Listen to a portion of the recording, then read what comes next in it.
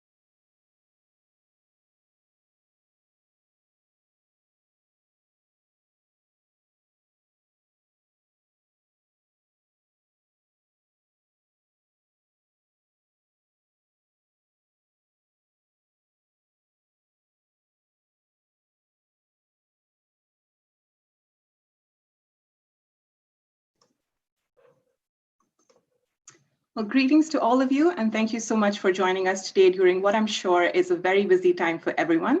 I am Akriti Vasudeva, and I'm a research analyst at the Stimson Center and editor-at-large at South Asian Voices, which is our online platform on the security, politics, and economics of South Asia. And I'm delighted to welcome you today to our last webinar of 2020, in which we will discuss regional perspectives of China's growing economic engagement in South Asia. Now, in the last few years, through various efforts, particularly the Belt and Road Initiative, China has been financing an increasing number of development projects in South Asia worth billions of dollars. Beijing has promoted these projects as win-win cooperation for mutual benefit and common prosperity, which would provide an opportunity for states in South Asia to upgrade their infrastructure and connectivity, create jobs, and fuel their economic growth. However, common criticism of China's development projects in South Asia is that many of the contracts are awarded to state-owned Chinese companies, do not employ local labor, and create unsustainable debt burdens for recipient countries. More gravely, these funds may come with deeper social, political, strategic, and political costs for countries, and may even threaten their sovereignty. A warning that was triggered by the case of the Hambantota port in Sri Lanka, which Beijing took over for 99 years when Colombo could not pay the loan. So today we will assess the benefits and pitfalls of Chinese financing in Pakistan, Nepal, Sri Lanka, and Bangladesh, the intentions behind it, and what this Chinese presence means for the role of the United States and India in the region. And we will do all this and more with our super panel of scholars, all of whom have contributed essays to a series of the same name on South Asian Voices. So let me take a chance to introduce all of them today. Joining us are Atif Ahmed, a DC-based researcher who focuses on the security, politics, and economics of South and Southeast Asia, and who was born in Bangladesh. Avasna Pandey, she is a program manager at the Center for Investigative Journalism in Nepal, and previously worked at the Kathmandu Post. Nilanthi Samranayake is director of the Strategy and Policy Analysis program at CNA, and has done extensive work on small states in South Asia and China's role in the region. And last but not least, Uzair Yunus is a non-resident fellow at the Atlantic Council South Asia Center and manager of engagement and strategy at a consulting firm Thamiri. And he also hosts a podcast called Pakistani. So to give us more time for discussion today, we'll forego opening remarks, and I'll drive straight away into asking each of our panelists a few questions of my own. So we'll do this for about 45 minutes or so, and then we'll open up the floor for questions from all of you for the remaining time. So please feel free to leave any questions that you have in the Q&A box throughout the discussion, and we'll get to as many as we can at the end. And I'll ask our panelists to keep their responses short so that we can have a back and forth and more of a conversation. So let me start very broadly, and I'll come to each of you with this question. Let's provide our audience a little bit of a context and background first. So what is the status of China's Belt and Road Initiative and other development projects in each of these countries that we're discussing today? And what, if any, impact has the coronavirus pandemic had on them? So Atif, could you start us off with Bangladesh, Nilanthi, and then we'll come to you on Sri Lanka, Uzair on Pakistan, and then we'll end with Avasna on Nepal. Atif, over to you.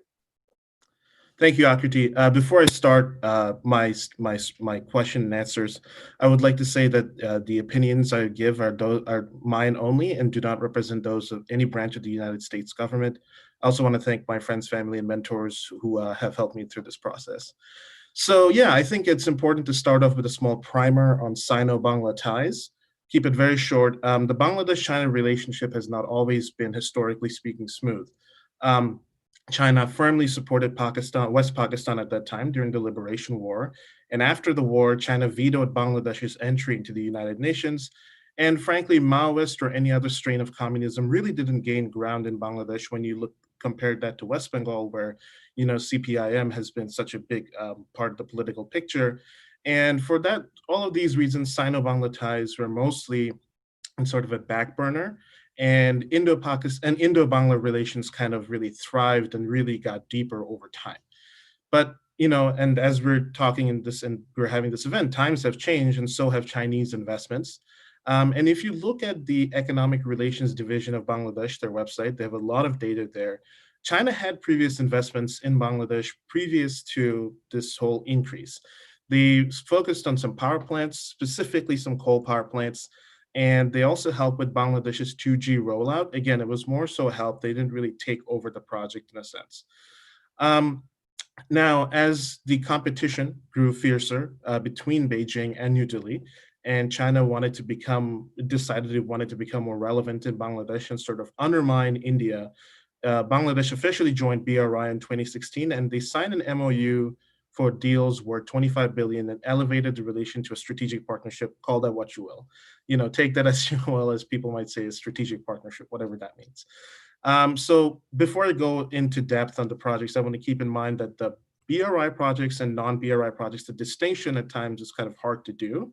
There isn't, an official source that we can go and sort of say, oh, BRI, non-BRI. So just want to say that before we go into it. So one of the biggest projects that China has inserted itself into is the Podda Bridge, a bridge on the River Podda, which is very close, a project which is very close to the Prime Minister Sheikh Hasina. So this project has required a lot of difficult and state-of-the-art engineering. And China has really stepped up to the plate when other development partners were sort of questioning, not really helpful about it. And this will help China curry a lot of favor with the Prime Minister. And the Prime Minister, has a lot of power over how almost everything in Bangladesh gets done. China has also now proposed to help Bangladesh embank part of the Tista River. This is important because, and we're going to get to this later on, because the Tista River and water sharing in general with India is one of Bangladesh's sore points, and it's been there for a long time. And talking more about projects, China has also interested in developing Bangladeshi ports and sort of modernizing telecom networks. I just want to say that the string of pearls strategy might not be what China is really aiming to do in Bangladesh. This could be sort of more of trying to increase its export markets and sort of gain, sort of harmonize it together. So that is one of the aims that they have. And also, China has dispersed funds towards data centers, more power plants, and smart cities. Now, I know the point about disbursement comes up quite often, where a lot of people say all these projects are all talk, there isn't enough money coming in. The rate of disbursement does go up year by year. And the ERD data that I quoted in my article and I've used shows that disbursement rate is slowly picking up. So we'll have to see how this continues, of course, but the money is real and the money is coming to Bangladesh. And kind of looking at COVID and how this is affected, Bangladesh is fairly badly affected, but large parts of Dhaka city have seemed to be rolling back to normal, if I can put it. The Daily Star has reported that projects are back on track. The Podda Bridge is very close to completion. There's only one more link that is needed, and a lot of pictures have come out that it's almost done. So work is going on. The AIB, Chinese affiliated organization, has given $100 million loan to Bangladesh for testing, tracing, and treatment.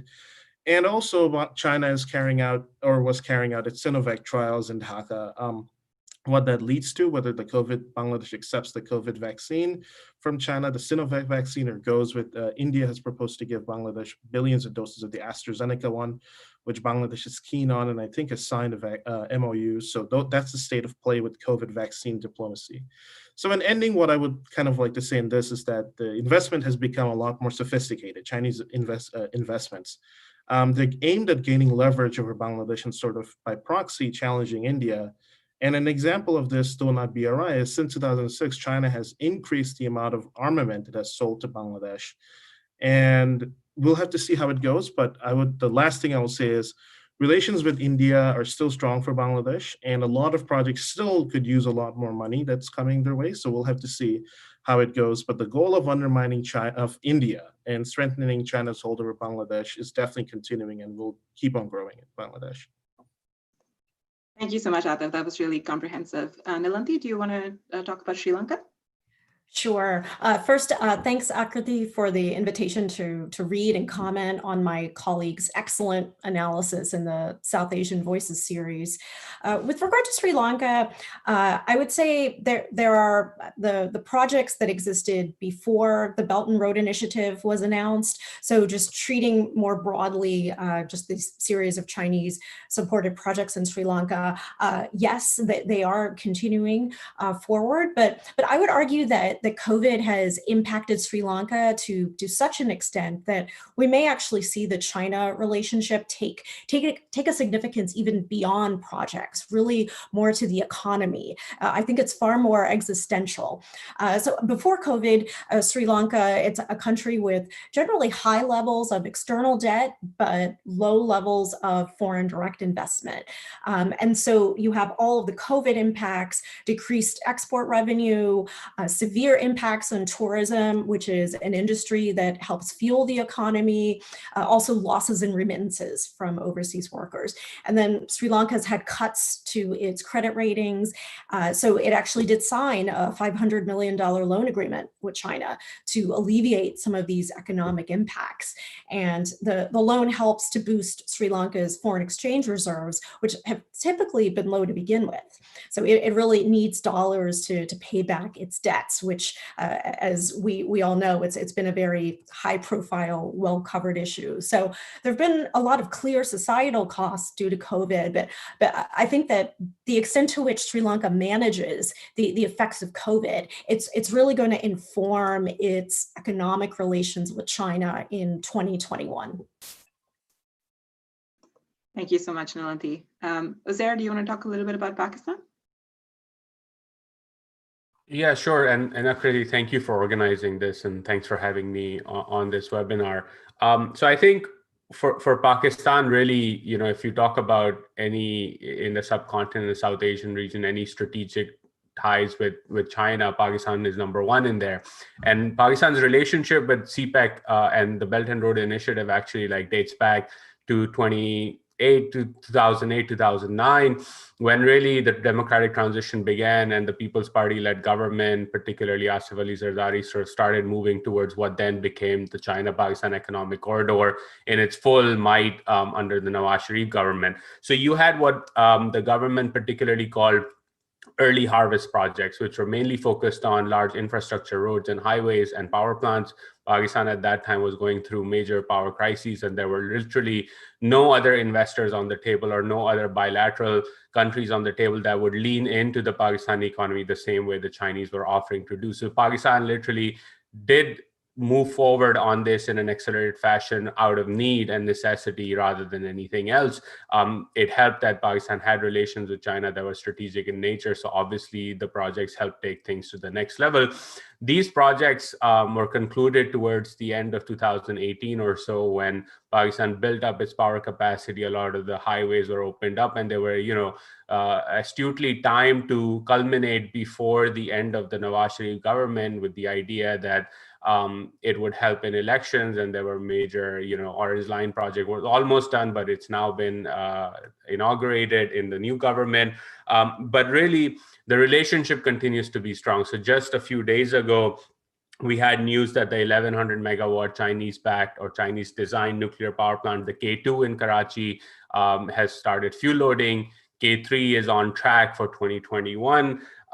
Pakistan's the government of Kashmir, that is ruled on the Pakistani side, has signed an MOU with the Chinese company to finance a 700 megawatt hydropower project. Interestingly enough, there was less coverage about that agreement in the Pakistani media space and more on the Indian side, because they were claiming that Pakistani occupied Kashmir will now have a dam. So you sort of get this geopolitics going on around with that as well.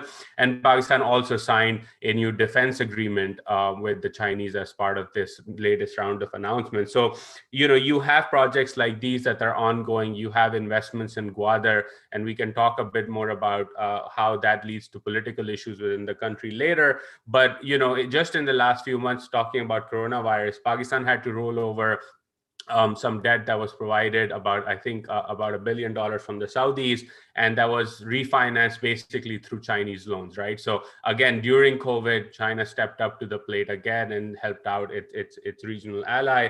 And I think you also had stories about the fact that the credit line that is there between the two countries, that is there to facilitate trade, has been used by the State Bank of Pakistan to again bolster its foreign exchange reserves, again promote external sector stability in the process when exports fell because of COVID. Now that the Pakistani economy has reopened and indicators are trending upwards, you see cement sales pick up, you see large infrastructure projects come back on again. The question really that remains with the China-Pakistan economic corridor is, what is phase two beyond the infrastructure projects? And people have talked about agriculture, people have talked about clean energy and renewable energy. And so those are areas that we don't know a whole lot yet. And I think that's where the Pakistanis would want China to go and invest more in Pakistan, primarily because those are keys to long-term economic sustainability and success for the Pakistani economy. So I think that is still to be figured out, but the relationship is strong and the projects are moving forward right now. Thank you so much, Uzair. Avasna, can you end this round on Nepal? Thank you.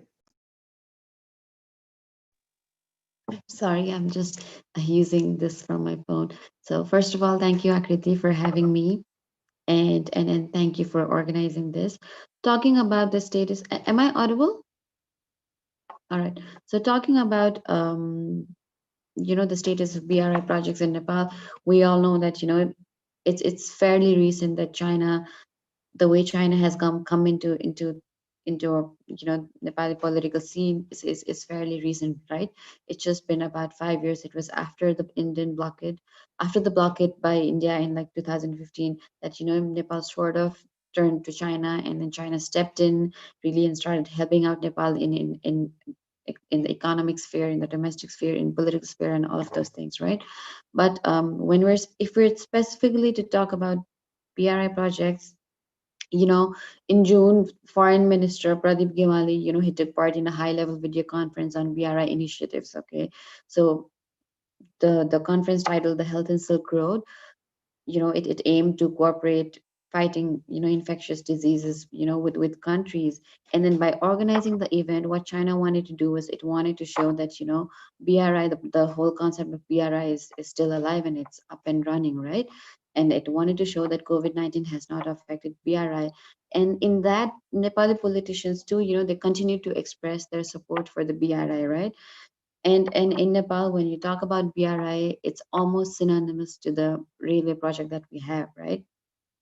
And if you talk about the railway project, the survey for the Shigatse and Kering Railway was ongoing even during the pandemic, right? So that means that the BRI projects are running, but what we need to be careful on our side is Nepal has yet to find out the number of projects that it wants to get involved in. Initially, when we signed the agreement in 2017, we had 35 projects. Now we've come down to 9 projects, right? And we're still not sure as to specific projects. We were still not sure as to what we want to do under BRI. And of course there is going to be delay given the COVID-19, right? But I think there are 2 things that we really need to look at.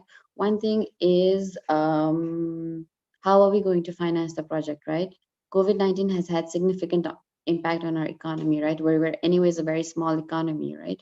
And then our GDP is not that much. Given COVID-19, it has hit our economy hard, right? When tourism was the mainstay of our economy, and then that has gone down. The service industry, everything has gone down, right? So one thing that I think that we really need to think about during the pandemic is, if we do the projects, how are we going to finance the project, right? Because our economy has gone down, and we might not be in a position to take loans. And VRI projects, especially, they do it on the basis of loans, right? They do not give grants, right? So that's one thing that Nepal needs to think about.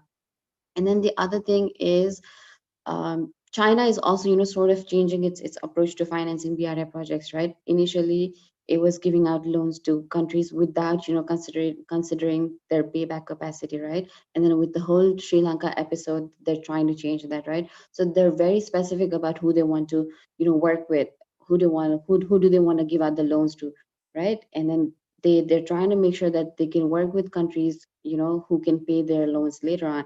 But I am not sure how Nepal is going to figure out in all of that, given our, economic status before what it was, and then with COVID coming in, and then, with country going in under lockdown for like 4 months, with economic activities, in a standstill.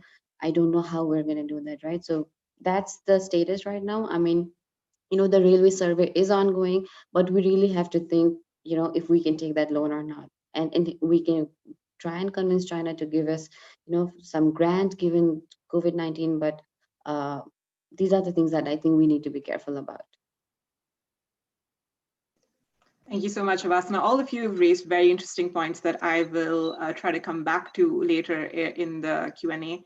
But let me go to you, Zair. And I wanted to ask you about, Prime Minister Imran Khan and his administration, when they came into office, were a bit circumspect about the China-Pakistan economic corridor's benefits. They sought to renegotiate some of the projects.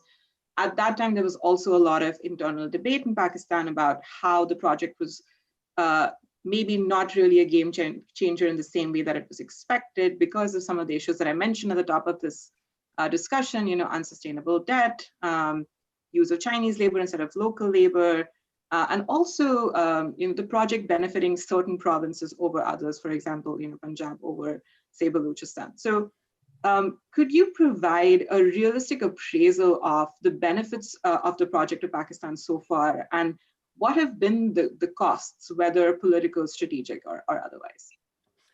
So look, the benefits are pretty obvious. If you go back to 2013, 2014, 2015, and sort of look at the turn of the 21st century all the way for those 10, 15 years, Pakistan's economy was paralyzed. And Pakistan's economy was paralyzed largely because there was a war going on and there was growing violence. But that was a smaller issue in my perspective, because the major issue plaguing Pakistan's cities and Pakistan's industry and commerce was power shortages.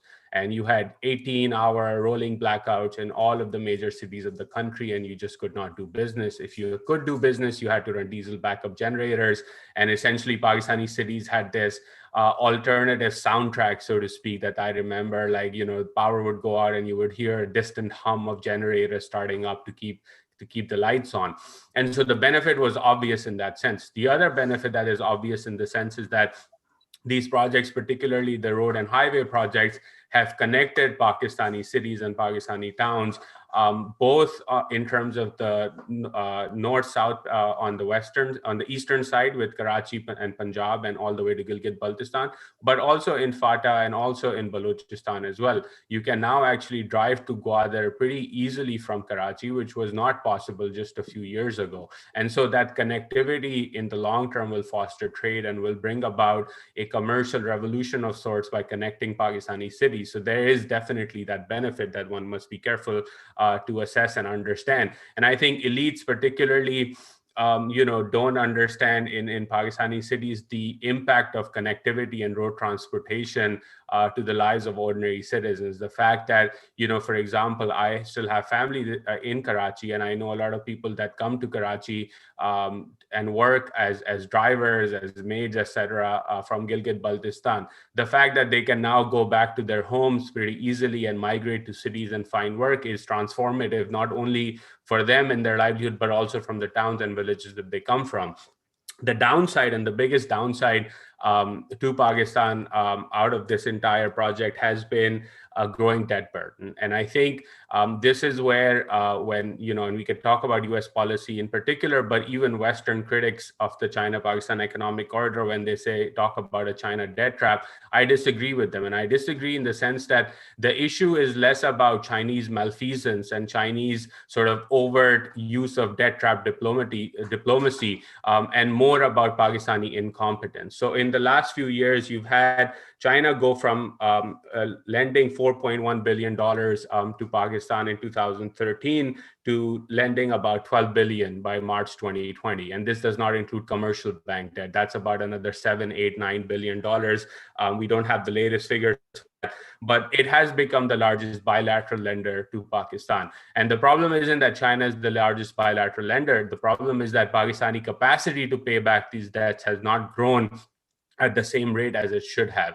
And again, that is again a problem with Pakistani incompetence, the inability to push through economic reforms and make sure that the country becomes integrated with regional and global value chains. But again, that's been the downside. The other downside has been that you've had a growing issue with the way the investments are being rolled out, even in places like Gwadar. So just today, I think about 20 hours or so ago, Sardar Akhtar Khan Mengal, a prominent politician out of Balochistan, who in fact voted for Prime Minister Imran Khan to become Prime Minister in Parliament and sat in the early days of the government as an ally, said that, posted a picture about development ongoing in Gwadar, and he said, quote, "This is not development, but exploitation." And so when you have this sort of positions being taken by prominent Balochi voices about what's going on in their own province, you have issues around the Balochistan insurgency, around this issue of peripheral ignorance or peripheral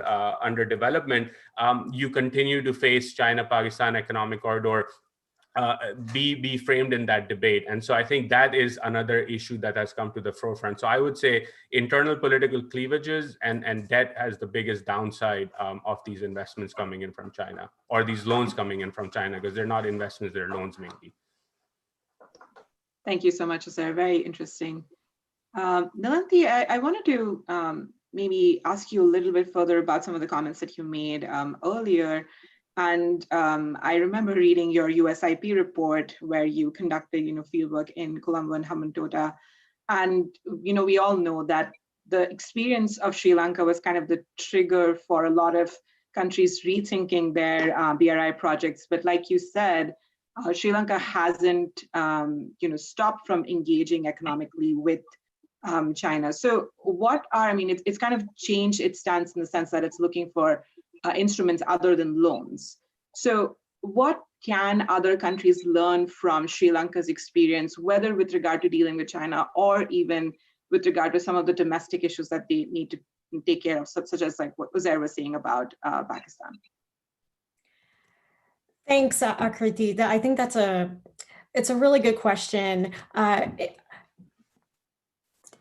I think with the Sri Lanka case, the Hambantota, there's been so much discussed about it, and it's kind of taken on a life of its own. It's often discussed as a debt for equity swap, perhaps because that's a useful shorthand.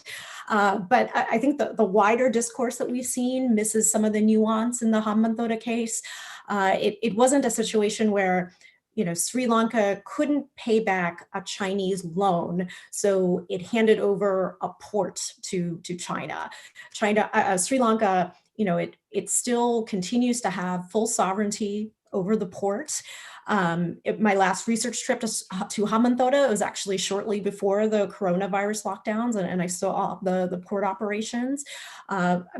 But I think this gets back to this issue about low foreign exchange reserves. That's really been an ongoing issue for Sri Lanka and its graduation to middle income status. And really within this category, from even lower to upper middle income status. So really the lease of the Hambantota port, it was really driven largely by Sri Lanka's need for foreign exchange reserves, rather than being this debt for equity swap, as is often discussed. Essentially, Sri Lanka got $1 billion in foreign direct investment So there's quite a bit of agency associated with that decision and a significant financial benefit. But as we've discussed, I think the wider attention to this development, regardless of the ground truth, I think it did serve a larger purpose and a benefit to draw attention to this issue of unsustainable debt financing, as you mentioned. China, of course, was the focus because China is China, but the practice itself, it warranted greater attention for some of the smaller South Asian middle income economies for essentially learning lessons from the Sri Lanka case. But I still don't think the full realization has been made quite yet about these lessons. And I see these as being related to almost more of the middle income trap and less so the Chinese debt trap discourse. I think we need to make this shift in our understanding to fully internalize the lessons for the region. Because essentially with these smaller South Asian countries, they're middle income countries, they're seeing their access to concessional lending dry up, but they haven't yet fully updated or reoriented their debt management strategies. One diplomat I spoke to, he described it as, it's a good thing to graduate in economic status, but it's also, there's a penalty associated with it if you're a developing country. Sri Lanka is not the only one of these smaller South Asian countries seeking financial relief. Maldives as well has had a very similar experience. So I think these are definitely some lessons that South Asian countries are looking toward each other and learning to avoid some of these pitfalls. Thank you, Nilanthi. And you've teed up my next question really well to Avasna. Avasna, I wanted to ask you about the debates within Nepal about the Sri Lanka case, and has there been any lessons learned from that? Particularly, you talk in your piece about how Nepal needs to be careful about the possibility of China creating dependence of Kathmandu on Beijing. And we've seen that there has been some concerns domestically within Nepal about how China may be trying to influence internal politics in the country. So there have been reports of the Chinese ambassador to Nepal being involved in some meetings with the Nepal Congress Party about sort of internal political matters. So the broader question is, has there been, like Nilanthi was saying, has there been an assessment of the costs of the geostrategic intentions of the potential impact of China on the internal politics of Nepal? I think there has been, right? Because as China stepped in, China is doing a lot of reconstruction work, post earthquake in Nepal, right? And a lot of that money is grant and aid, right? And then even when we talk about the railway, one of the reasons, talk about the railway went on it, it initially actually started in 2008. That's when we when it germinated, the concept. And then, by 2015, after the whole blockade episode, that was the talk of the town. That was what we were all talking about, right? And 5 years, 4 years from starting the conversation, we're still trying to materialize things, because one of the things that we're stuck up on is initially the China was wanted to construct the railway, it was a loan, right? And then I think after the whole Sri Lanka episode, Nepal was sort of it was taken aback. I think that's when they realized okay, this is something that we need to think about.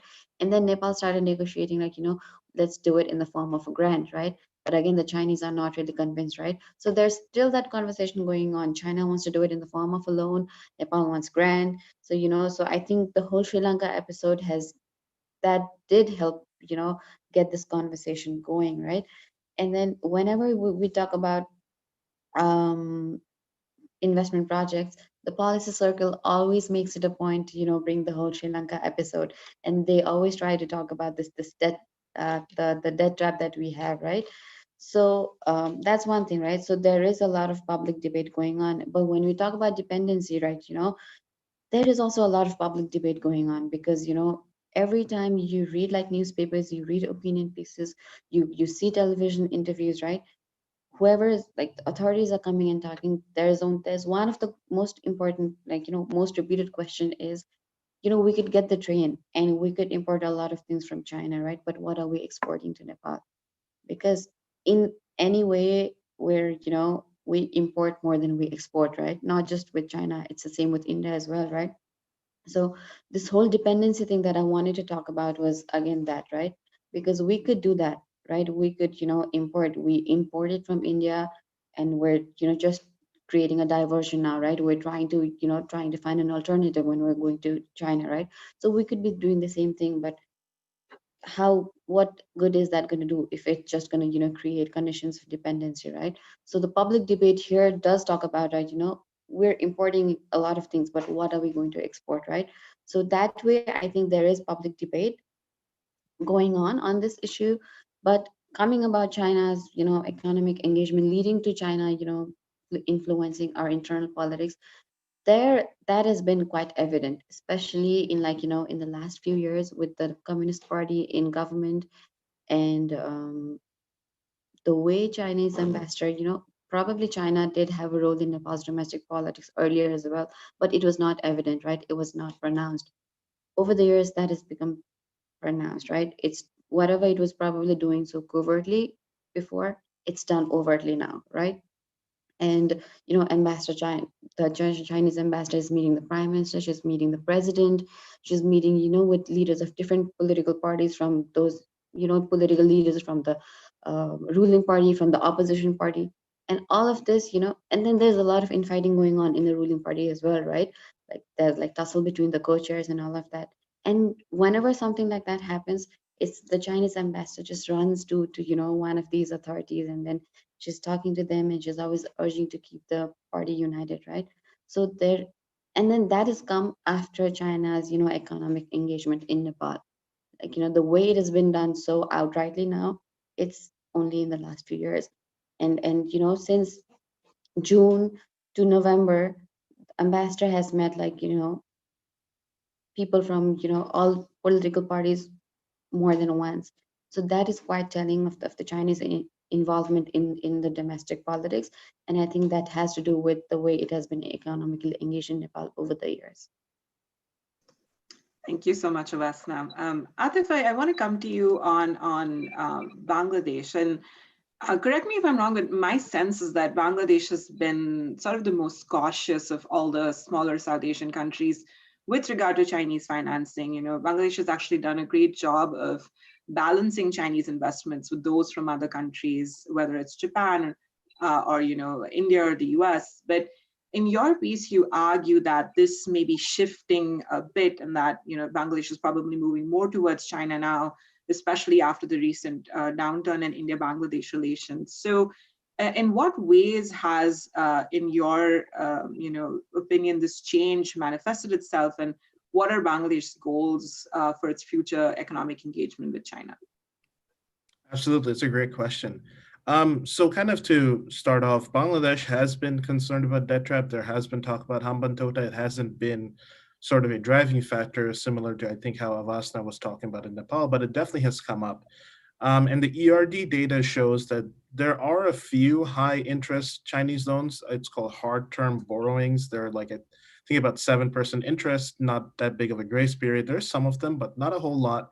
Most of the Chinese loans are in the 2% range with a 2 to 4 year grace period with a 20-year repayment period. So they seem on the mark to be better than just taking these high interest loans.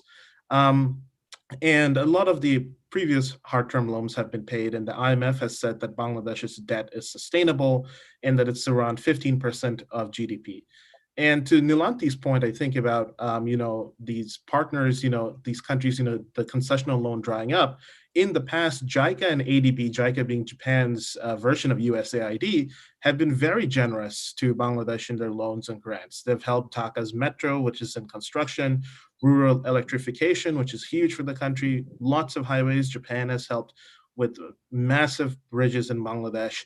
And the US is also, with the USAID, been a generous partner, and also not so much in the economic sense, but the US and Bangladesh have worked a lot together in counterterrorism and other military perspectives, and the EU has also been there. And India has provided a credit line. So this is sort of the background as to what Bangladesh's sort of development sphere is. But one of the things to keep in mind here is that Bangladesh and India have been joined at the hip from Bangladesh's existence as a country from 1971. And traditionally, relationships have been rock solid, but recently the partnership has seen some frays. And that is the thing that China has been trying to take advantage of. The Citizenship Amendment Act has caused tension. Amit Shah and BJP leaders, disparaging Bengalis and saying, some really objectionable things has spurred a lot of anger in the country. And diplomatically, this has been seen in a number of meetings, high-level meetings being canceled. Harsh Shringla, who used to be the Indian ambassador to the US and now works for the Indian Foreign Ministry, he kind of came to Bangladesh, and there was a lot of surprise. People weren't really happy as to why he suddenly visited. There was talks about that, oh, he's coming here to tell Bangladesh to not allow Chinese Sinovac vaccines trial. Bangladesh 3 days later said they would allow the trial. So you can read into it as you wish, but there is definitely, everything's not all hunky-dory between Bangladesh and India. And the existing deals and new deals with India haven't really been popular. The Indian transit facilities, which allows India to use Bangladesh's infrastructure to take goods to its northeastern part, have been fairly unpopular. The opposition, made a big deal out of it, and people were really concerned that, Indian trucks and stuff on our roads are going to destroy them. Already, like trucks and stuff, lots of road accidents. So it's a big issue in Bangladesh. The Teesta water sharing being a failure was also not well perceived. Water sharing in Bangladesh and India is a very contentious subject. The Farakka Dam is opened whenever the monsoons happen, Bangladesh gets flooded. It angers people to no degree. This is a legacy of older Indo-Bangladesh relations. And also there was talk about a dam in Tipai Muksh, which really angered Bengalis in the past. So the point that I'm trying to make here is that historically there has been sort of cleavages, but these are now going big and increasing. And sort of the Prime Minister Modi's actions have amplified a lot of these things. And especially also the general anger in Bangladesh over mismanagement of Indian Muslims has also gone up significantly, especially with comments from Amit Shah and what the Prime Minister Modi seems to be doing as is perceived in Dhaka. So before I get too strongly into the China side, I also want to say that the corruption and political instability in Bangladesh has caused a lot of these concessional loan, well of concessional loans to kind of dry up. So China has seen this as its opportunity to kind of go in. It wants to position itself as Bangladesh's chief benefactor. Recently, it has given, it is in recent years, one of the biggest FDI flows into the country is from China, not historically, but recently. And China is trying to drive that wedge between India and Bangladesh. The proposal to embank the Teesta River is an example of this. And we're seeing that this has caused a lot of angst in New Delhi because this would cause issues in the water sharing and might not help India as much. And also this probably plays into China's bigger game of trying to control water resources in general, especially from Tibet, as a lot of analysts have also put out there. So what does Bangladesh aim to do? And this is sort of the penultimate part of this answer that I have, is that Sheikh Hasina is sort of obsessed with making Bangladesh an MEDC, middle income developing country. It does not want to be termed as a low income country. It's obsessed. The government is obsessed with becoming an MEDC. So the Bay of Bengal has a strategic value that Bangladesh could exploit. We see the recent Malabar exercises that took place as an example of things that Bangladesh could maybe get itself into. And all the while, Bangladesh is trying to keep good relations with neighbors and other benefactors. The foreign minister said the Chinese relationship is an economic relationship, while the Indian relationship is one of blood. So you can kind of take that as sort of pointing out where things go. And the Xinjiang issue also has brought up by a lot of Bengali Islamists who really don't like Bangladesh getting too close to China. Nothing really big has come out of all that talk.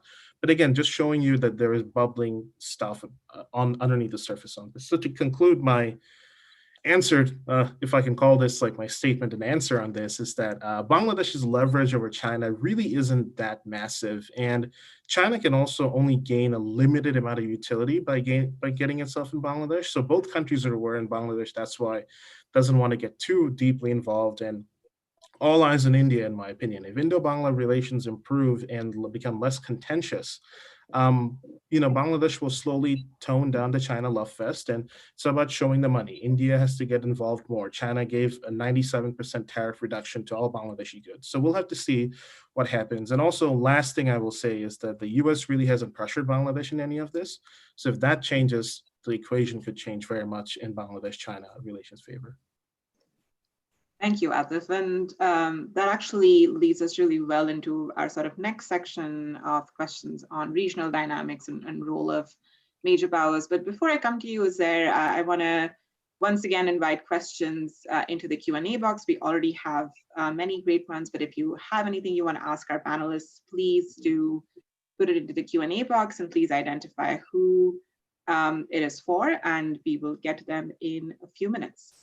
But Uzair, I wanted to come to you and kind of ask you about this, debate in policy circles and political circles in DC over the last few years about how the US has lost leverage to China and Pakistan, and sort of what can be done to remedy the situation. And we saw that former Assistant Secretary of State Alice Wells, said in December last year that the United States is looking to invest in Pakistan. So, and we have the Biden administration coming into office, in a few weeks. So, what would your advice be to the incoming administration, and how the U.S. should navigate U.S.-Pakistan relations with an eye on China? So, I think the first thing that has to happen is that the United States must realize very humbly that it has very limited leverage in Pakistan, and almost always has had very limited leverage. And that it has been unsuccessful largely in pushing through both geopolitical, a shift in Pakistan's geopolitical calculations, as well as on its own economic issues. So for example, when people talk about Chinese debt diplomacy, well, this isn't the first time Pakistan has ended up at the doors of the IMF. It has happened several times before, and China has only become a leading bilateral lender to Pakistan in recent years. So perhaps there are other issues more so than Chinese debt that is causing the chronic economic issues on the Pakistani side. And I think for the United States, it won't be helpful to lecture Pakistan and Pakistani elites saying that, look, Chinese loans are bad for you and you should not take them. Well, the question they will ask, and often do ask, is, well, what's the alternative? We need investments in our infrastructure. We need investments to modernize our agricultural sector. We need investments to build dams and combat the issues associated with climate change. So I think the United States has to very humbly recognize that, in fact, allowing China to take the lead and sort of trying its own hand at getting Pakistani elites to see the real issues with Pakistan's economy may actually be beneficial for the United States. So I think there are three main areas where there is significant overlap, where where the United States and China can work together on the Pakistani economy and Pakistani society. There are three C's, as I would call them. It's climate, counter-terror, and crony capitalism. On the climate issue, Pakistan, there's a lot of research, the South Asian subcontinent in general will be affected with disastrous consequences, and already is being affected with climate change. So you need to have climate adaptation and resilience investments coming in. The United States should work with China on this issue in Pakistan and take a look at, okay, what are the areas where the Chinese may want to take a leading role and the United States can play another supporting and complementary role to those Chinese investments in the country. The other is counter-terror. The United States is about to withdraw from Afghanistan, and I think that in 2021, Joe Biden administration will continue on that trajectory. And so the issue is, if the United States is withdrawing, Pakistan may actually see a resurgence of terrorism on its soil. And that is a threat not only for the United States, but to China as well, particularly given everything that's going on in Xinjiang. And the last thing the Chinese will want is the resurgence of the Eastern Turkestan Islamic movement on the borders of Afghanistan and Pakistan, that then leads to more violence in the Chinese mainland. So again, the United States has an incentive to cooperate there with China, and as do the Chinese, and to pressure the Pakistanis to say, look, just make sure that these groups don't find home on your soil once again. And finally, there's the issue of crony capitalism, which is at the heart of Pakistan's economic woes. And if the Chinese are lending this money to the Pakistanis, at the end of the day, somebody from Pakistan has to pay those loans back. And Pakistani elites have been very good at extracting these geopolitical rents from the United States in the past, China these days, and then using it to enrich themselves. While enriching themselves through crony capitalism is not going to help Pakistan build its own economic capacity to be able to pay back these loans, to be able to deal with the circular debt in the power sector, to be able to educate and provide decent healthcare to its 200 plus million citizens. And again, there the United States has an incentive to make sure that those reforms that are needed are pushed through the economy, because an economically stable Pakistan will be a politically stable Pakistan. And the same holds true for the Chinese as well, in the sense that if Pakistan is economically unstable, well, guess what? It can't pay back the loans that it owes to the Chinese. And frankly, while you could do another debt for equity type swap on the Gwadar port, for example, hypothetically, I don't think the Chinese will sort of recuperate anything immense of strategic value that will do with what the $11+ billion loans default will have, the impact of that default on the overall BRI. So again, I think there are areas of mutual interest between the United States and China. Yes, China is a strategic rival to the United States and will continue to be one for the foreseeable future. But in particular, in Pakistan, I think that there is far more overlap and of mutual interest between the two countries than elsewhere in the subcontinent. Thank you, Zair. Avasna, I wanted to get back to something you were saying earlier. You're talking about how a stronger China-Nepal relationship is largely a reaction to Nepal's deteriorating ties with India. And Indian Foreign Secretary Harsh Shringla was recently in Nepal to try to mitigate some of the tensions between the two countries, particularly on the border. So how does Nepal plan to balance its ties with its two big neighbors, China and India, and essentially convince both that Kathmandu's relationship with the other is not zero sum, because it does need both countries for its development, and like you were saying, it is trying to balance the two and get benefits from both of them. This question always pops up, like how Nepal plans to balance its relation with both the neighbors, and it's very tricky, to be honest, right? So on the face of it, it does seem right that a stronger Nepal-China relationship is largely a reaction to Nepal's deteriorating ties with India, right? And this is especially after 2015. But what had happened was, after 2015, in 2015, India's relation with Nepal, hit a rock bottom, right? But after 2015, slowly, over the years, gradually that changed, right? With Modi coming and visiting Nepal, and then, the Nepali Prime Minister PM KP Oli going to India and then visiting India. So that sort of changed, right? But again, what happened, come to 2015 to 2020, things changed in between these 5 years. But again, in earlier this year, India sort of, unilaterally opened this 80-kilometer road, to Lipu Lake, right? And that's a disputed territory between India and Nepal. Nepal claims that territory to be its own, right? And then with that, what happened, the two countries almost entered a state of cartographic war, right? Because then again, after that whole incident, Nepal released a new political map of Nepal, which featured the three disputed areas of Lipulekh, Kalapani, and Limpiadura, right? And it was in light of these things that we had officials from India coming in, right? And when this was happening, diplomatic ties were had gone so bad that there were no high level talks, nobody was talking to each other, right? Nobody was, the officials from India and Nepal were not willing to engage in a conversation with each other, right? And that had caused a lot of issues, right? But again, in November, what we saw was we had a lot of officials from India coming in. We had the foreign secretary also come in, and then he met the foreign minister here, he met the prime minister here. But with that coming in, what happened was we also had the Chinese officials coming in, right? So one way how Nepal could balance this whole thing is this time around it played host equally well to both the countries, right? It was hosting officials from India and it was hosting officials from China as well, right? So that's one way of balancing the relationship, right? Because Nepal is not the only country, that has to balance relations with its neighbors, right? That's how you do things. Even China and India, they do have a lot of issues with each other, right? But there are areas where China and India immensely cooperate with each other, right? Yet having their big differences, right? So I think to balance the leadership must just engage in conversations with each other like it this time around, and not completely shun the other person when they're when they have the support of say one side.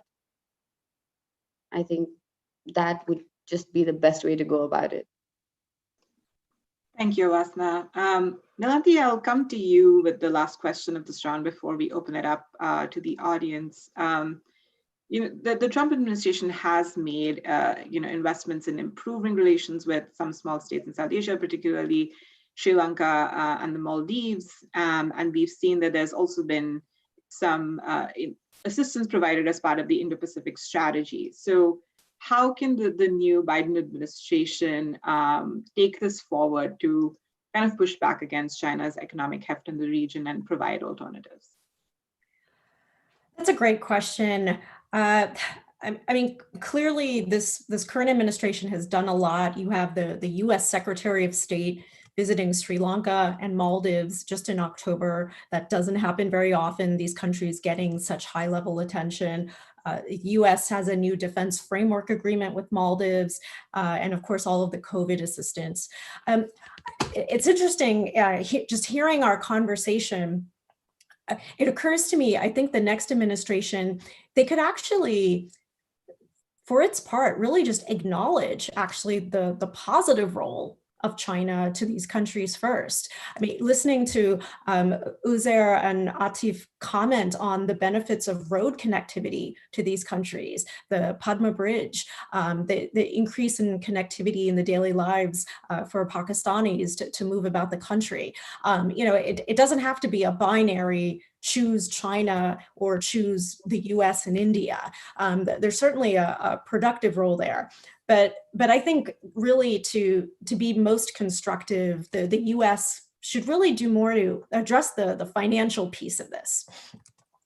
Excuse me. I think the US made some progress. The national security strategy, it talked about the need for the US to modernize its development finance tools. And then we did see the stand up of the US International Development Finance Corporation. But I'm not sure that this has quite lived up to its potential just yet.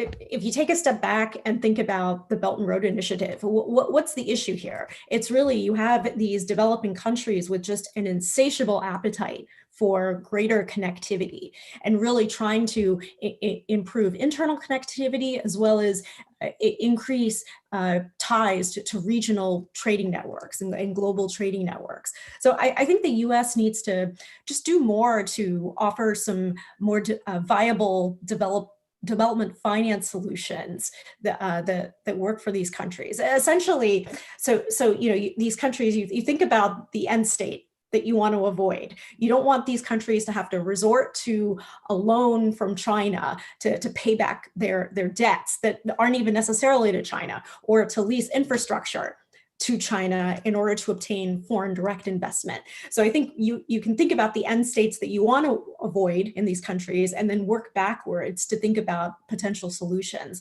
One thing that I see the US could do in the next Biden administration is really use its influence, the United States influence in some of these Western-led multilateral development institutions like the World Bank, just to help these countries reorient their spending habits, their debt management practices, because essentially this withdrawal of concessional assistance and really the payment schedules that are expedited as a result of their graduation, that has been a problem. I've certainly found that to be the case in my field work in Sri Lanka and Maldives. So I think the US could start there.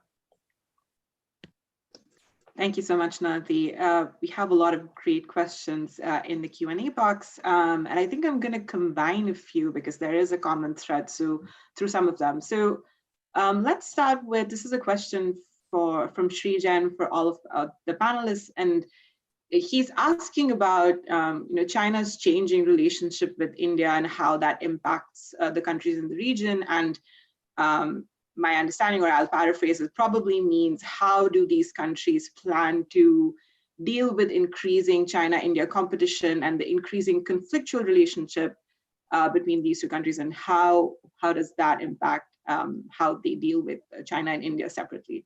Uzair, do you want to start?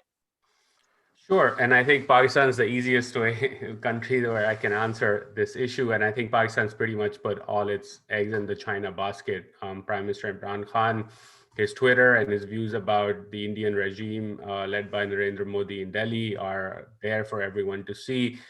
His interviews have echoed the fact that Pakistan's future is tied to China and China alone, and that's where Pakistan must look. So I think in that binary, Pakistan has very quickly, across the aisle, I would say, made the calculated choice that as the US-China strategic rivalry continues to grow, India will be in the US camp, and Pakistan by definition, has to be in the China camp. And I think that is really informing even the large-scale infrastructure projects that are being created by China in Pakistan, including Gwadar and the road connectivity in Gilgit-Baltistan, for example.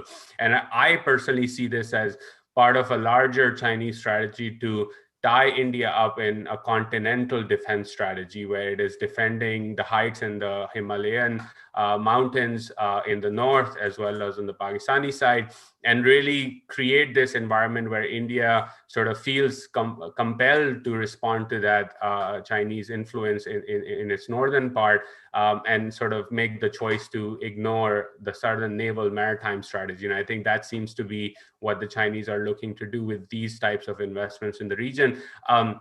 And I think for Pakistan, in a way, there is some talk about balancing, against too much dependence and over dependence on China in terms of economic issues, but that really has not moved forward. Again, largely because of the own issues of incompetence and inability to reform on the Pakistani side. And I think so long as that continues to be the issue, the Chinese will continue to deal with the Pakistanis, because they don't have similar concerns about transparency and corruption and crony capitalism the way, let's say, a European investor or an American investor would. And so I think that will continue to grow Chinese influence in Pakistan as a result of this strategic rivalry.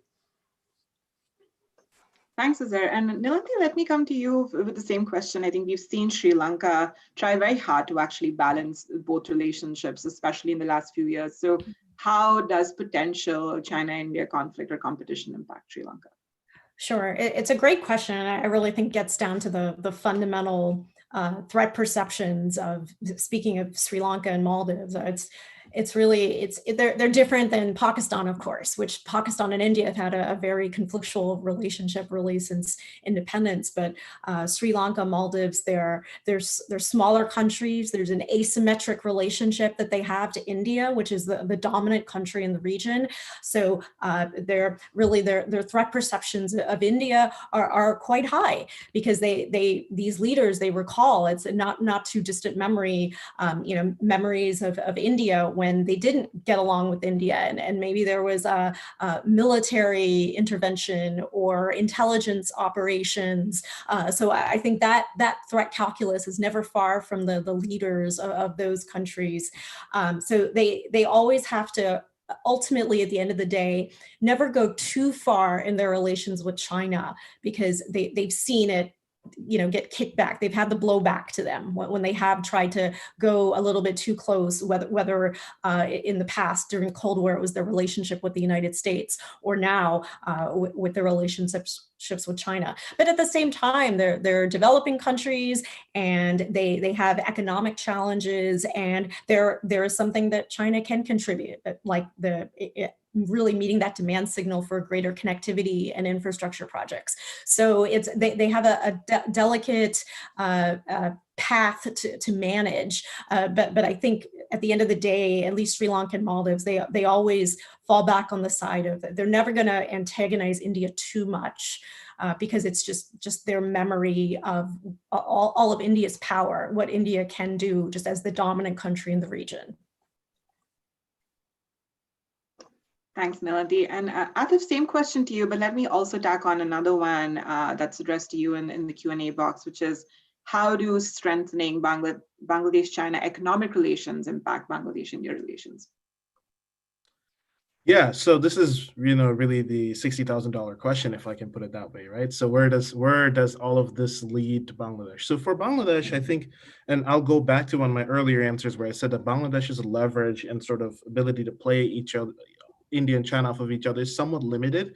So it has to know that it can't bite off more than it can chew. Bangladesh is very much dependent on India and sort of on imports, on some exports, and sort of your next door neighbor who you work with on border issues. And India has, cultural influences. This is something that I mentioned in my article, that India really is more than just a partner, if I can put it, for Bangladesh. So I think, to answer the question about, how does China's changing relationship with India affect Bangladesh? Let's start with a negative. I worry that if China were to get really aggressive with its damming of the Tibetan Plateau project, what that would mean less water for Bangladesh. That would severely harm its farming. It would harm people who depend on the water for fishing and livelihood, millions and millions of people. Bangladesh, again, let's be real here. It's a very, very agrarian country with most people working in the primary sector, very little in secondary and tertiary sector. So that's one thing to keep in mind. Positive thing that could happen, I guess, is Bangladesh could shake down China for more benefits. Maybe ask for some grants, and this isn't something, I think this needs more research. A lot of these CPEC projects, have these EPC, engineering, procurement, construction models, the build, operate, transfer models. As the relationship with China maybe deepens and China maybe offers more, I would imagine some of these projects would have these complicated models where China maybe says, toll taking contracts or other important values. So Bangladesh could maybe gain some concessions from that. Foreign policy wise, I guess like Bangladesh could pressure both countries, sort of play both countries to pressure Myanmar. That is a difficult one to do because both countries have interest in Myanmar. And the Rohingya issue, now it's sparked up, but it's always been a very complicated issue for Bangladesh. So I would imagine that, this would be one of those things that they can do. And I think, China could also help bridge Bangladesh, India, and Pakistan ties. Imran Khan made a courtesy call to Sheikh Hasina, and I think she kind of rebuffed him on a lot of what he was trying to do with Kashmir. She kind of played it cool and rebuffed him. So I guess that's the changing of Chinese relations with India and how it might affect. And I believe the other question is, how does, Bangladesh, China, affect economic relations with Bangladesh and India? I guess it's similar to that sense that Bangladesh could really ask for a lot of concessions, and maybe also lobby India to try and put in a good word for it on the U.S. The Quad and all of these initiatives that the U.S. has sort of put at the back burner these past 4 years under a Biden administration, maybe they get a lot stronger. Maybe the Blue Dot Network really takes off, and the DFC really does have a lot more teeth to do a lot more stuff in South Asia. Of course, the US will not put in the same amount of money as China has invested in all of this. So the one thing is that Bangladesh is determined to get closer to the US is in any way, shape, or form it can. The US is seen as like an aspirational partner in Bangladesh. So I don't know if these are really like concrete, really satisfactory answers, but economics and foreign policy are the two ways that these things would really change. And the last thing I will say is climate change is something that Bangladesh really hasn't, the leadership really hasn't taken too seriously, hasn't talked. Desertification in the north of the country seems to be picking up steam. And flooding, has always been an issue, but I think people are sort of desensitized to it. These things could really affect Bangladesh's livelihood. And I think, getting more cooperation from both countries on these things to make the country, technologically, maybe make polders or something, is something the country should really consider and could use. Avasthi, you already kind of answered this question early, but do you have any final thoughts to add?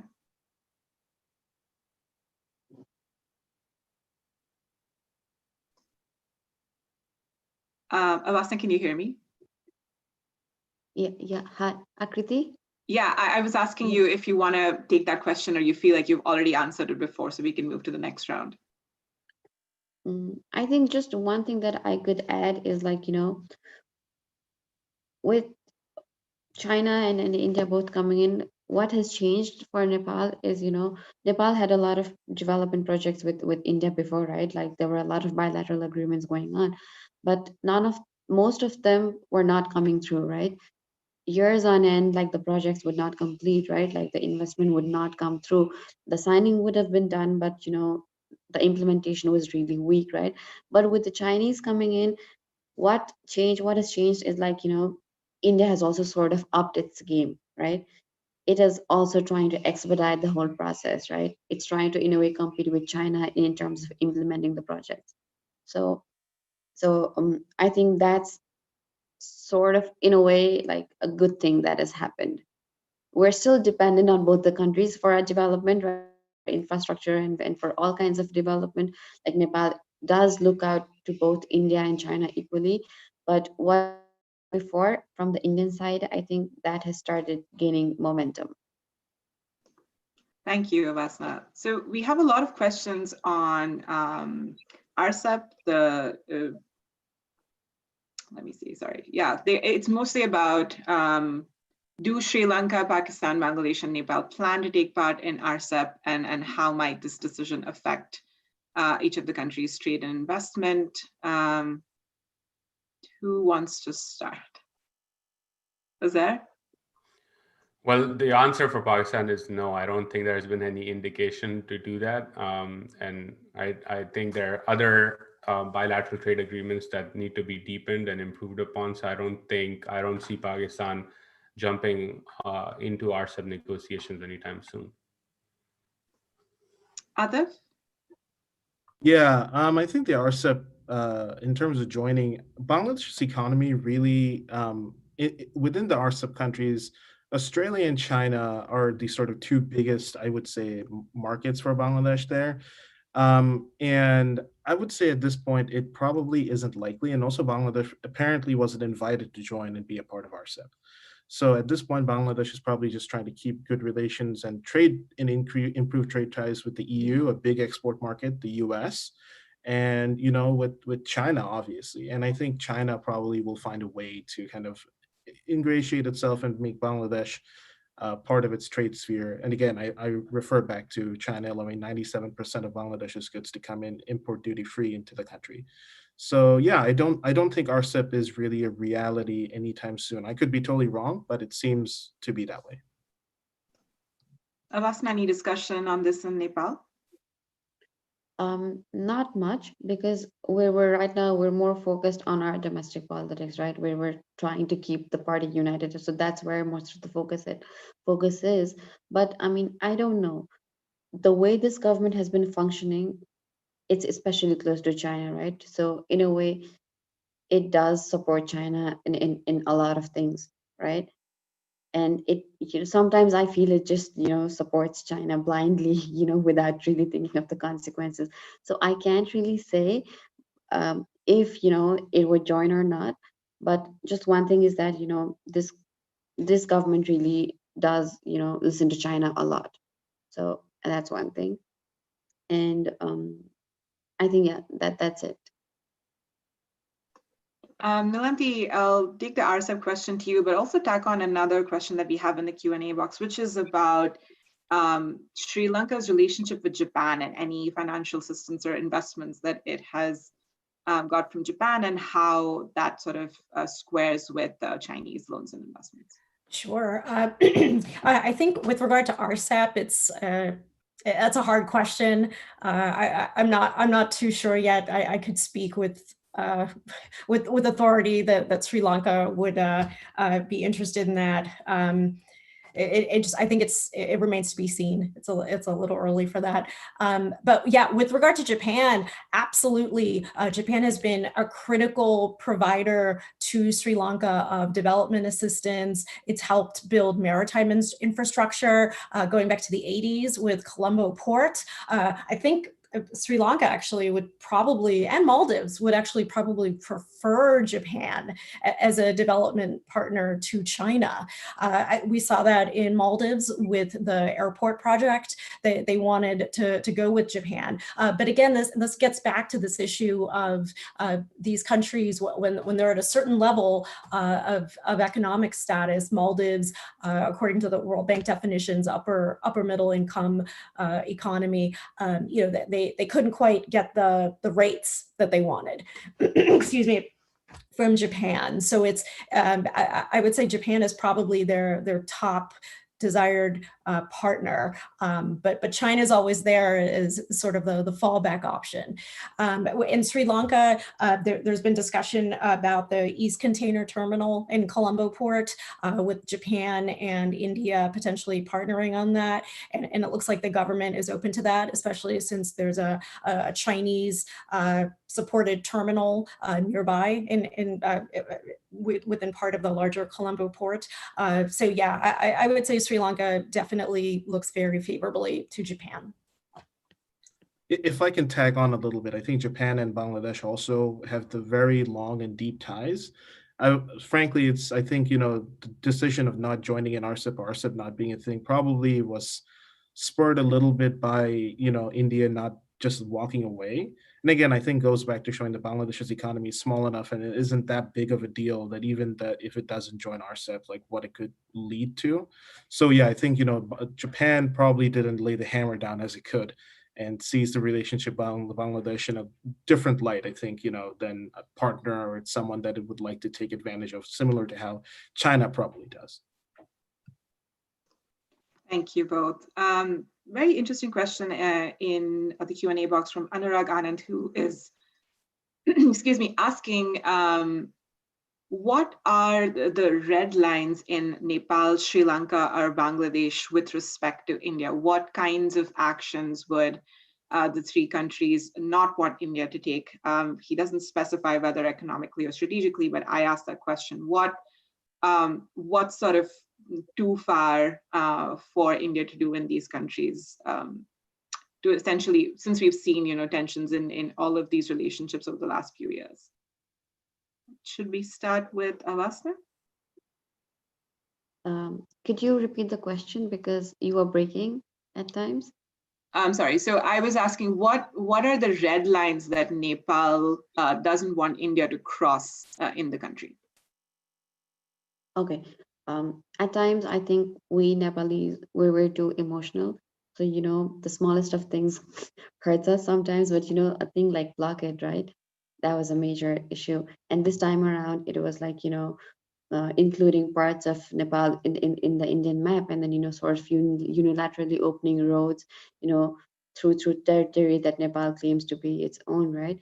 So, I mean, these are the issues that, of course, hurts us a lot. And then when you touch on these issues, that's when I think like the leadership, like here the leadership is quite polarized, right?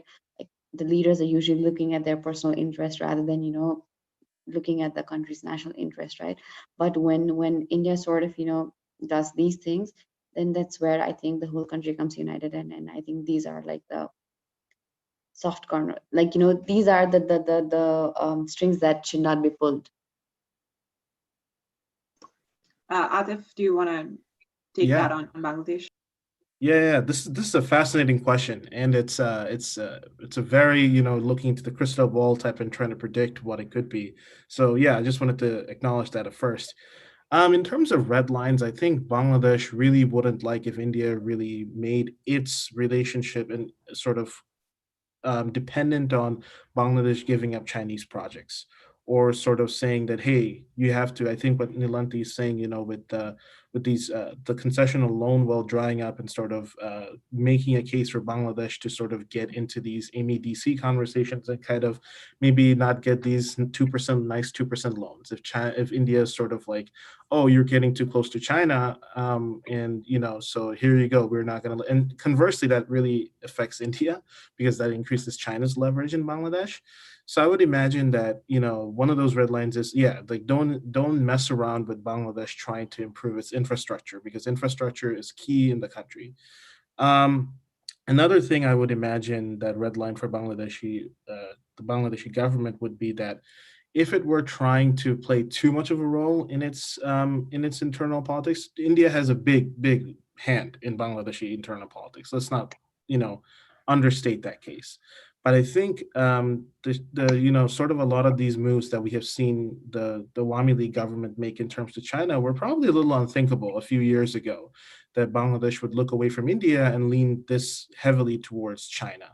Now, of course, there's a lot of palace intrigue involved. I think the heavy-handed approach that Harsh Shringla had in going to Dhaka and telling, he apparently had a message. I think those sorts of things aren't taken well in Dhaka, in Ganabhavan, where business of the country is conducted. So I think those two, I would say, are two very strong, things where the Awami League government would not like India to get involved in telling it how to do its business. Easier said than done. Big partner, you're surrounded on 3 sides out of 4 by India. India will have a conflict, will have a big say.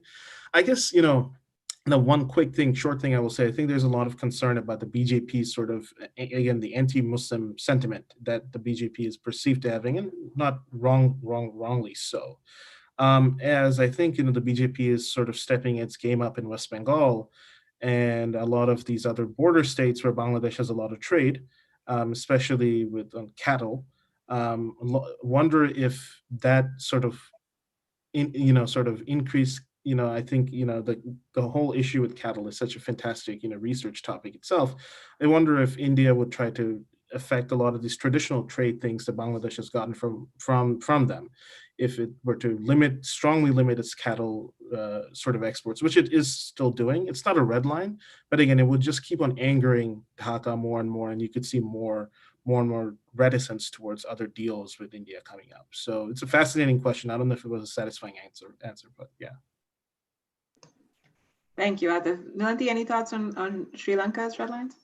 Yeah, I had a similar reaction to the question as Atif. I think it almost suggests that some of these smaller states actually, can have a legitimate expectation about, what India can do, with regard to what these countries can do with regard to this red line issue. I mean, I think there's these smaller states, they have an asymmetric relationship with India.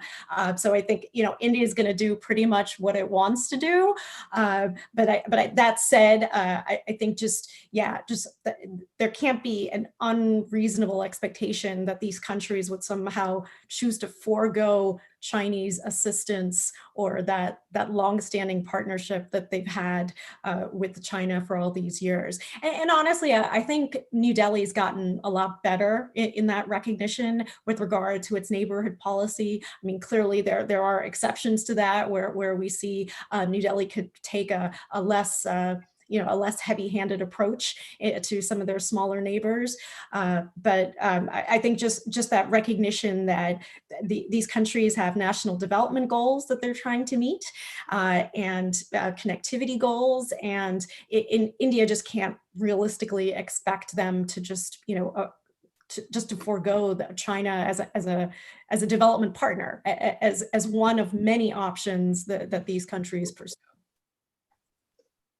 Great, thank you. And let's just do like a lightning round last question because we don't have too much time left. But this is again a question for all of you, and this comes from Tom Ju, who asks, have Chinese development initiatives in these countries fared better than Western investments?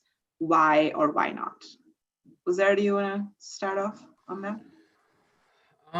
I mean, I would say Western projects haven't really looked at these large infrastructure in a long time in Pakistan, but the projects have been completed on time, sometimes early. They've moved along fairly quickly, but they've also had issues. So for example, the China-Pakistan Economic Corridor Authority, CPEC authority that's been recently created is actually in response to issues faced by Chinese projects in terms of bureaucratic hurdles, delays with approvals, etc. Of course, concerns have been raised about that authority in terms of the immunity its office holders have in terms of looking at judicial inquiries and allegations of corruption, etc. But again, by and large, this was a Chinese request to streamline Chinese projects in the country. And I think that's where these Chinese funded projects, both on the commercial side as well as on the government to government side, have been more successful than other projects, such as, for example, JICA has done a lot of research with the ADB on the Karachi Circular Railway, but that has not moved. And that's basically because the Chinese have been able to go through the G2G route fairly effectively, understanding the issues with Pakistan's own political economy and finding a way to deal with it at the very highest levels of office, something that Western countries, even Japan and multilateral agencies, are not as good at doing, and for obvious reasons, such as concerns around transparency and corruption, etc.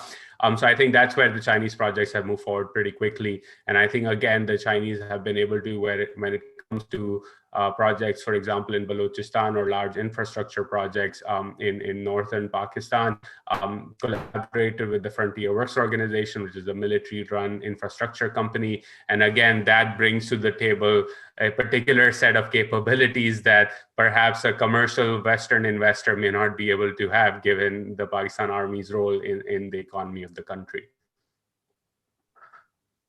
Nilanthi, do you want to take that next? Sure. The question, I think it's difficult because it's a question of time, because these Western initiatives, institutions, countries, Japan also, they've just been in these countries a lot longer. And we've seen the impacts of these projects, excuse me, over a much longer time frame, whereas China is really just over the last decade or so. So I think just due to the factor of time is difficult to compare sort of set a common baseline for which projects are better. But also, I think it's important to also look, rather than necessarily the country of origin, it's also looking at the project level, essentially what these projects were designed to do. So I think to some extent that this discussion, or the wider discourse, I mean, is really, it's kind of a shame to kind of securitize it and just only focus on the China angle or the US and the India sort of strategic angle, when we're really talking about issues of economic development and how these projects actually serve to meet the larger objectives of national development goals. Great point, Nilanthi. Adif, any last thoughts on the comparison in Bangladesh in about 2 minutes? Yeah. I think Nilanthi made some fantastic points, and I would kind of say too early to tell / leaning no. JICA, ADB have been, with Bangladesh since its inception. And they have given, they have been generous as putting it below what the level of how much help JICA has given to Bangladesh. They've sort of poured money and not expected anything out of it. Bangladesh isn't falling over heels to help Japan, and not that Japan wants it either. I mean, Bangladesh gave up its UNSC seat for Japan, and these small concessions, right? But bridges, power projects, rural electrification, as I mentioned, and just technical expertise on so many. And yes, China now is getting into the data center and helping with, and has helped with 2G, as I have said before. But I really would say it's way too early to tell that. And Japan really isn't going anywhere, and I think Japan has kind of maybe said, and could be wrong, that BRI projects and its aid aren't mutually, you have to choose one or the other. It's willing to help you regardless. So I would lean slightly no and say that I think the Western, if I can put Japan as the Western in this, and I think, as Nilanthi said, to not securitize it and look at it broadly from a project perspective, I would say Chinese projects have a long way to go before they can touch at how much the projects have done for Bangladesh. Awasna, any final thoughts on comparison in Nepal? Right. Like everybody has pointed out, right? I also had the same thing to say, the whole time factor becomes very important, right? Because in Nepal, China's presence is even it has just started. It has actually started just 5 years ago. That's when we started seeing pronounced and all of that. But yet, having said that, what has changed? I mean, US, it has been helping Nepal since like a long time. That there are a lot of World Bank projects that have been going on since like the longest time ever, right? And then all of those projects have their pros and cons. But what especially stands out is like when you compare projects with India, right? Because those really take a lot of time to take off. While China, although it has been around only for like say 5 years, it does complete all these projects on time, right? Even when you're talking about reconstruction effort, it pledged a lot of money, but most of the reconstruction that China wanted to do has been completed. Like like the schools have been reconstructed, historical buildings have been reconstructed, cultural sites of cultural heritages have been reconstructed after China has taken up, right? And even like China, the place I'm in right now, I'm in Pokhara, right? And China has almost completed, constructing an international airport here. An international airport is something of immense importance for us because we just have one in Kathmandu, right? And then there had been talks about, wanting to open up an international airport outside Kathmandu for the longest time. But China stepped in and then it has almost completed the project like well before time. I can say for this one, it's almost done. So when you look at things from that angle, it has, sort of uh, done everything on time. It is delivered, within deadlines. But again, it is a very short time to say anything right away, right? It's just been like 4 or 5 years, and other projects have been around for a long time. Thank you to all of you. With that, I'm afraid we are out of time, but this has been a fascinating discussion. I think our panelists have very eloquently made the point that this is not a black and white picture, that you really have to look at how China has helped these countries in their development goals, particularly on the connectivity side, but also that there is a lot of soul searching and assessment in these countries about the potential costs of inviting Chinese loans and investments, particularly on the geopolitical and strategic side. But continue to join us for future webinars. Please remember to check out the essays on which this discussion is based at www.southasianvoices.org. And the video of this discussion will also be posted there, as well as on the event page at the Stimson Center website. Follow us on Twitter at SA Voices, on Facebook at Stimson SAV, as well as on LinkedIn. Thank you very much to my stellar panel. This has really been a very fantastic discussion. Thank you, Atif, Avasna, Nilanti, Uzair, and to all of you for joining us. Happy holidays, and we'll see you next year. Goodbye. Thank you.